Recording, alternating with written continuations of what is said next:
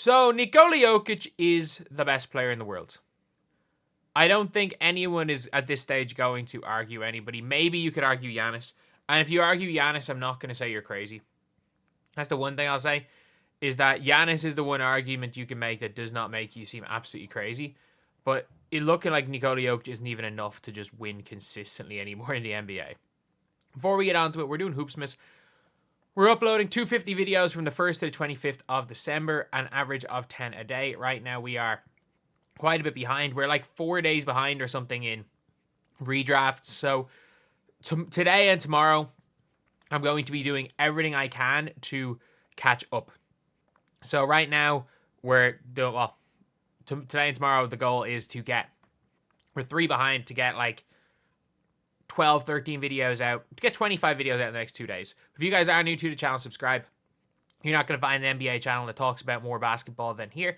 And right now, we've gotten 30 subscribers today. If we can get 100 today, that would be insane. 100 a day is in and around what we need to get hit the 10K by Christmas. So that would be absolutely insane. But anyway, we got to talk about Jokic.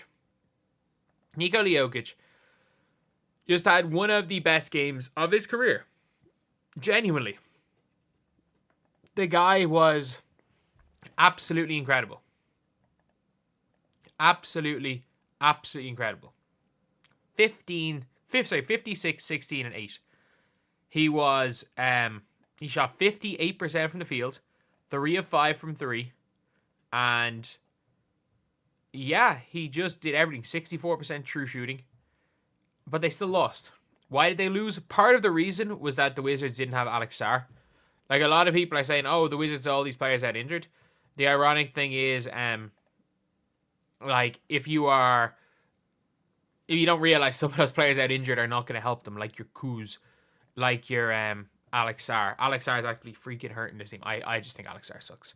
Busty McBusterson, to be honest. But yeah, Nikola Jokic is someone who is just unbelievably good. Unfortunately, the Denver Nuggets sat Aaron Gordon and Jamal Murray because they thought they were going to win that game. But it turns out that no, Nikola Jokic is not like superhuman. He can't even beat like a bad team by himself because it was literally by himself. And the Nuggets are in a bit of trouble. Like, the Denver Nuggets are 11-10. They are almost 500. Yes, they can go on a bit of a run, and they can very easily catch the Clippers. Like, if you look at the games they have to play, they play the Atlanta Hawks winnable. Then they play the Clippers, then they play the Kings, then they play the Blazers, then they play the Pelicans. And the Suns, depending on if KD comes back or not, is not too bad for those 2 games right there. Like, they can be right back in it. And I'll say this, if the Nuggets are in the playoffs, they could well be, like, you could well be looking at MVP Jokic again for his 4th MVP.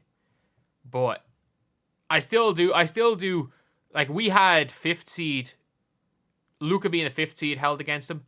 If the Dallas Mavericks end up as a top 2 seed, Luka has to just win an MVP. He just has to. Like, it's ridiculous. He had another 30-something point triple-double. Like, there has to be some sort of voter fatigue. As great as Jokic is, we can admit that. But, like, Luka's averaging 29, 8, and 8. And his team are the 2nd seed in the conference. But, yeah, so that's the thing. Like, you've got the Nuggets who are really struggling. And look, the big problem with the Denver Nuggets is their GM. I will use the word incompetent to describe their GM. And I mean that. You might be saying, oh, he's like drafted well. Or has Nikola Jokic made those players look better than they are? Oh, yeah, he brought in Bruce Brown and KCP. It's like, or did Nikola Jokic make KCP look better than he was? Like, they're legitimate questions you can ask. And I think the reality is Jokic made them look better than they were. So, yeah, that is a really, really interesting one anyway from the Nuggets. But, like, the team is historically bad. Like, they're genuinely awful when Nikola Jokic is not on the floor. And you might be saying, oh, but, like, the starters, like, are way better than their bench. And I'm like, yeah. But, like, look at how bad this team is. Like, Michael Porter Jr. is fine. They're paying the guy a max to be a fine third option. Christian Brown, good draft pick. Julian Strawder, like, again, they've made Julian Strawder look probably better than he is. Russell Westbrook, fine bench player. DeAndre Jordan is the backup center. Deron Holmes tears his Achilles. He tears his Achilles in his first Summer League game, and he could be done. Like, that can be a career ender. They're still paying Chanchar. They are still, in the year of 2024, paying Chanchar. Yeah. So, we've just got a terrible team right here. Genuinely a terrible, terrible team around. Who's Hunter Tyson? I genuinely don't even know who some of these guys are. But, yeah.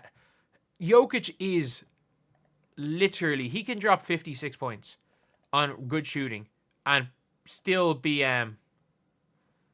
genuinely, still be the best player on the floor, still pass, still not be a shoot first player all the time, still be looking for teammates, and it makes no difference. It makes no difference. They can still lose to the freaking Wizards. And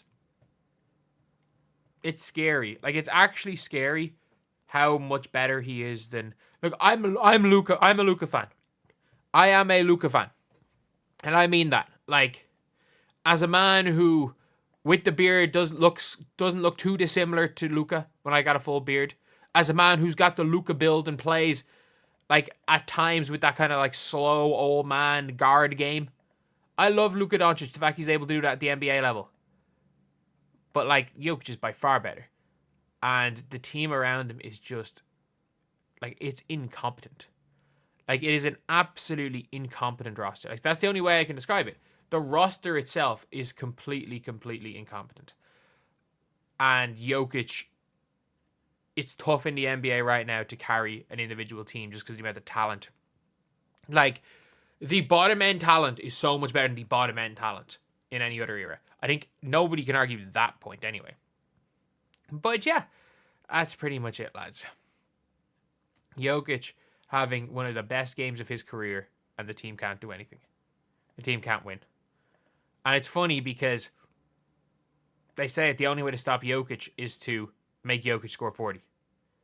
Like, they've actually, that's like a thing where it's like, that is how you have to beat, how you have to stop Jokic is to try and make him a scorer and make him less of a facilitator. But still, like, an absolute horrific performance from the rest of the Nuggets. Like, this is looking like LeBron when he was trying to carry those Cleveland Cavaliers teams.